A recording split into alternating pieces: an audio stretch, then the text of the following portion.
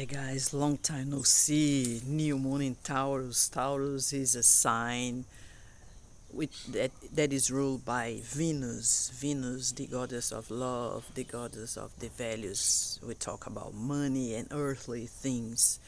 And Taurus is a fixed sign, along with Leo, Scorpio, and Pluto and Aquarius. And this new moon is a very challenging new moon, because we are just finishing the opposition of Mars and Pluto, and there is a grand cross. Mars opposed Pluto, square to the conjunction of Sun and Moon, which is in the opposition of Lilith in Scorpio. I mean, whoa. Well, so I brought this tarot that is called the Sorcerer's Tarot of the Sorcerers. Is this one over here by Rockpool, and I picked this deck because May 5th we celebrate Beltane for those that live in the northern hemisphere. If you're in the southern hemisphere and you like to follow the wheel of the Sabbath according to the nature, we are here facing autumn, going towards the winter time. So it's kind of Halloween. I mean, the time of the the Sabbath. Anyway, this is a reading, and my suggestion is that you start with your rising sun, then the sun and the rising sign and the sun and the moon, to get the three options and gather for a complete interpretation of what this new moon in Taurus may bring to you, either as in positive things as well as challenging things, how to deal with that according to the tarot cards. So I always ask for permission from the universe and from the guides to be a proper connection. So I'm gonna start with the Taurus one. Five of Air. Five of Air is like Five of Swords. Taurians, this new moon is going to be very challenging. Do you think that you're gonna have to be very aware of if there's anything that's being stolen from you? Your time, your energy, your ideas, your love, your attention. Anyway, this is an attention card that points to you may have to look at things in a very proper way to avoid being, how can I say, betrayed.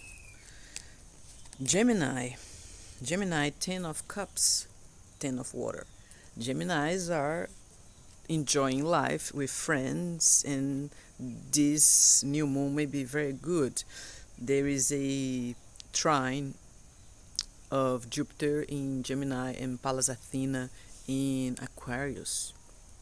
So something that you may expand your strategy and things may flow to your life. Cancer, Queen of Fire. Queen of Fire is like show your best person, your best life. Show who you are without fear and without limitations. Leo, Mars in Leo, the Hierophant, or for some cards, the Pope.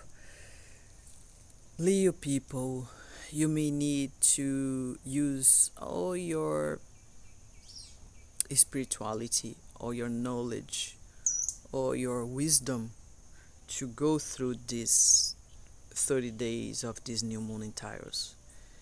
There may be some issues with authority people or the government, or you may be in a relationship and then you are going to really consolidate and commit to this relationship. There are many options according to this card over here. Virgo, Page of Air. You guys need to look for your communication.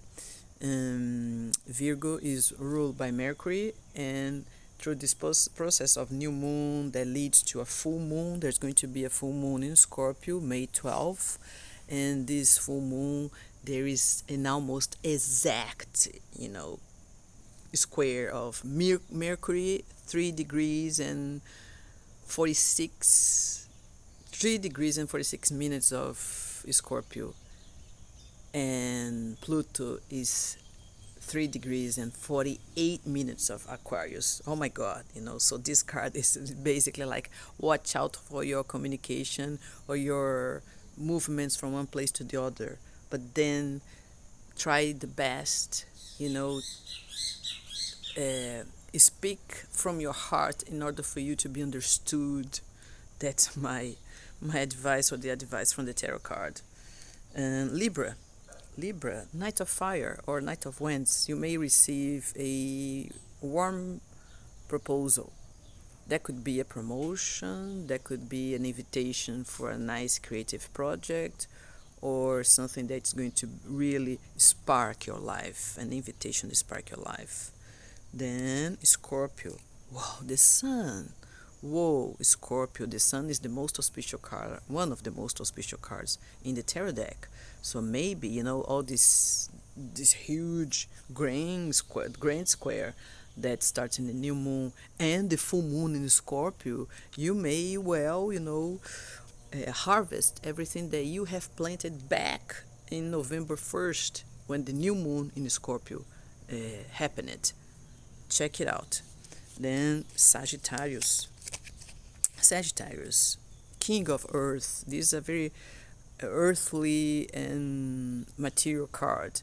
May you be on your best position to really harvest everything that you have sown before, or a very important person in your life is going to show you that you actually conquered a moment that you were complete in your being. These interpretations, they are kind of a download, okay guys? I'm sorry sometimes if things don't make any sense. Aquarius, Wheel of Fortune. Oh my man, Aquarius that is participating because Pluto is in Aquarius, and Pluto is participating in the new moon. Pluto is participating in the full moon. So I mean, the Wheel of Fortune is like things are really changing and moving, and lots of adventures you may face during this process, either good or bad, because the wheel turns upwards and then downwards, and it keeps moving. But this is luck, you know. Then Pisces, the lovers, some choices for you to make, and it's funny that Pisces and Taurus, it's like a sextile. They are both signs that they speak well with each other, put in this way. So I think this is a good thing. And the lovers is also the card of love and romance. So you may really live, these very sensual Taurian times ahead. And Aries is the Ten of Air. Ten of Air is like Ten of Swords. You may well finish a very difficult period of your lives, and you say like, whew, I felt like a burden was taken off my shoulder, some kind of a relief. At the same time, there may be a lot of anxiety, about things that need to happen, and maybe the universe is not really delivering something for you that's easy, but actually challenging. So these are the cards for all the 12 signs. So again, this is 5 of air or swords, Taurus. Then the 10 of water, Cancer. The Queen of Fire. No, sorry. The 10 of water, Gemini. The Queen of Fire, Cancer. The Hierophant, Leo. The Page of Air, Virgo. The Knight of Fire, Libra. The Sun, Scorpio. The King of Earth, Sagittarius. The Wheel of Fortune, Aquarius. The Lovers, Pisces. And the Ten of Air, Aries. And if we going to pick one card for the collective, that goes for all of us. Because we may deserve, like, well, what can we all, as a collective, may live during this period of Taurus season? Well, look, the Taurus picks two cards, they fell off. Hold on. It's funny sometimes, because the Taurus picks, I was shuffling the cards and some cards fell off and pop up, and actually there were three cards. Queen of Earth, which is really a Taurian card. It's nice, and stability, groundness, earthly pleasures, and I think this is very inspiring. All Taurian things. Then the Queen of Water, that's connected to Scorpio. It's funny, né? This is a very Taurian card, and this is a very Scorpio card. Queen of Water, she looks inside towards her emotions, toward her feelings, toward her dreams and intuition.